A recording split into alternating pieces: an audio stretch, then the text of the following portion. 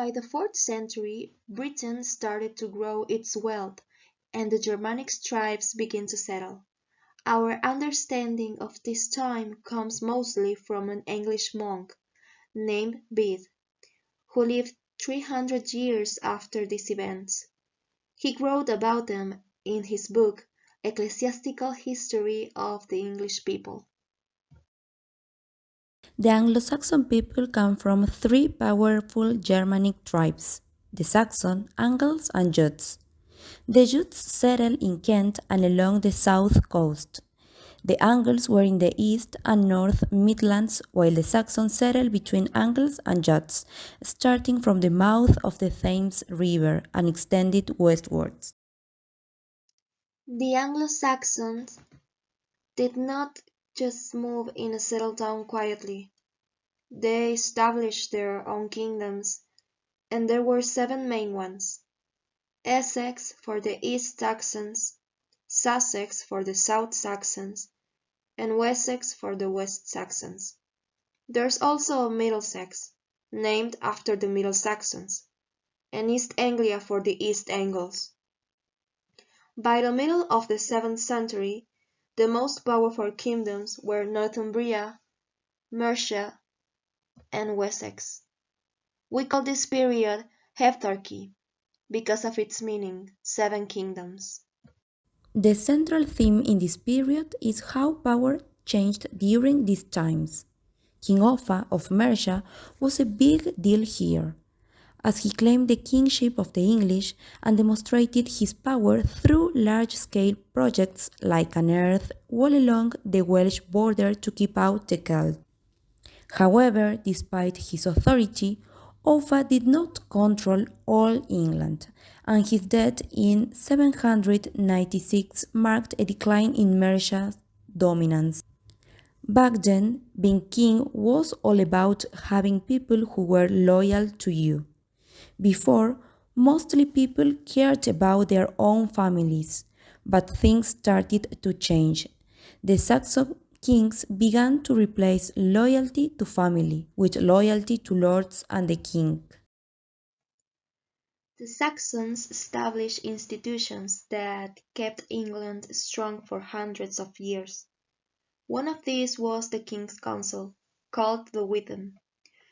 It started as informal meetings of important people like warriors and church leaders who advised kings like Offa. By the 10th century, the Witan became more formal. It made laws and agreements, but it wasn't democratic. The king could ignore its advice, and this was risky because the Witan had the power to choose kings and agree to laws. Without its support, the king's authority was at risk. The Witan also established a system that stayed important in how the king governed. Even today, the king or queen has a group of advisors called the Private Council, similar to the Witan, for dealing with state affairs.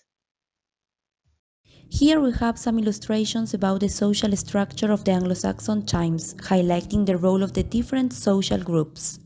The king's main duties was to protect the country, make good laws, and ensure those laws were followed. He also had control over the church. The earls were powerful lords who owned large areas of land, advised the king, enforced his law, and raised soldiers. Peasants, who were 70% of the population, worked on their own lands, farmed their own food, paid taxes, and could be called to fight. And finally, the slaves, that were about 10% of the population, they didn't have any freedom or land. The Saxons divided the land into new areas for organization, called shires or counties. They set up these regions by the end of the 10th century, and they stayed mostly the same for about 1,000 years. Each shire had a local boss appointed by the king, called a shire reeve, which eventually turned into a sheriff over time. And these sheriffs were expected to collect taxes, carry out justice, and raise soldiers for the royal army. Villages were vital hubs for community life and farming. They weren't just collection of homes, they were bustling centers where families lived, worked, and socialized together. Farming changed a lot during this time. They introduced heavier plows and worked together on large fields divided into strips for each family. They rotated crops and shared grazing land for animals. The Saxon expanded into new areas, clearing forests and draining wetlands for farming. The villages they established lasted a long time. Each area had a manor or large house where people paid taxes, got justice, and met for military service. The manor lords oversaw things and ensured the land was used properly. These lords became powerful warlords called earls by the 11th century, marking the start of a class system. Additionally, the Christian Church began educating people during this time. The Emperor Constantine was a powerful ruler of the Roman Empire in the early 4th century AD. He is famous for being the first Roman emperor to convert to Christianity. This religion came to Britain before this emperor accepted it. During the last 100 years of Roman rule, Christianity became widespread in Britain, even in areas now controlled by the Romans. In 597, Pope Gregory the Great sent a monk named Augustine to bring Christianity back to England. Augustine went to Canterbury, the capital of Kent, because the king's wife was already Christian. In 601, Augustine became the first Archbishop of Canterbury. He successfully converted many ruling families to Christianity, but struggled to convince ordinary people to convert because he focused on gaining support from rulers to establish Christian authority. Bede was an Anglo-Saxon monk and scholar who lived in the early 8th century.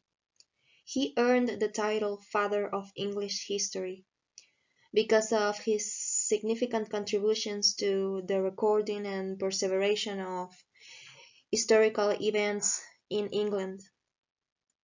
His work, particularly his book that we mentioned at the beginning, Ecclesiastical History of the English People, provides a comprehensive account of early English history, including the conversion of England to Christianity. By the late 8th century, a new group of raiders called Vikings were attracted to Britain's riches. Vikings were people who came from Norway, Denmark, and Sweden, and they were like pirates of the sea. At first, they raided British and Irish shores, burning church and monastery along the coasts. Even London was attacked in 842. In 864, the Vikings invaded Britain because they saw that the Anglo-Saxon kingdoms were too busy fighting each other to stop them.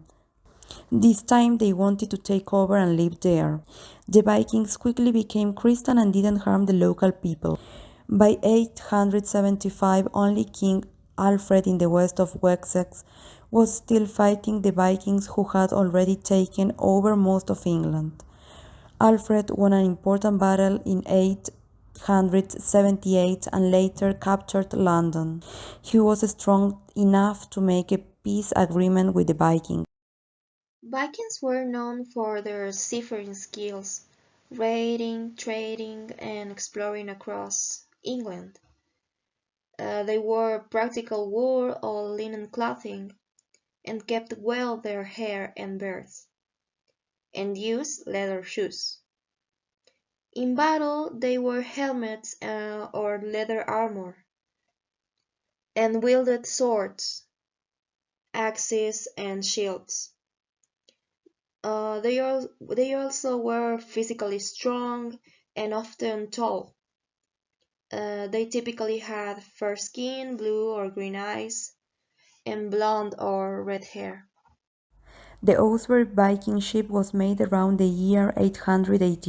It was 21 meters long and could hold about 35 people. This ship was probably used mostly near the coast, but similar ships were used for invading Britain. The ship's design was simply amazing. In 1893, a copy of a similar Viking ship sailed across the Atlantic to America. The captain said that modern ships at that time had bottoms that were almost the same as Viking ships. So after all these important events, by 950 England had bounced back from the Viking invasions, but then new raids by Danish Vikings started again. In 990, King Ethelred tried to solve the problem by imposing a tax called Danegeld to pay off the Vikings and to finance armies, which was especially hard on regular villagers. After Ethelred died in 116, a Danish Viking leader named Knut took control of much of England and became king because people feared more cows. Knut ruled until his death in 1035. After that, his son Short's reign ended in 140. The Withen chose Ethelred's son Edward as king, known as the Confessor. Edward was deeply religious and focuses on building churches and including starting the construction of Westminster Abbey, which had a Norman design due to his ties to Normandy. In 1066, when King Edward died without a clear successor, England faced a big problem. The powerful Godwinson family wanted one of their own, Harold, to be king. But Duke William of Normandy also claimed the throne, saying Edward promised it to him. Harold, now king, had to fight off threat from Vikings in the north and William's army in the south. After beating the Vikings, he rushed south to confront William's forces at the Battle of Hastings. Despite Harold's efforts, he lost and was killed in battle. After that, William became king. This marked the start of Norman rule in England.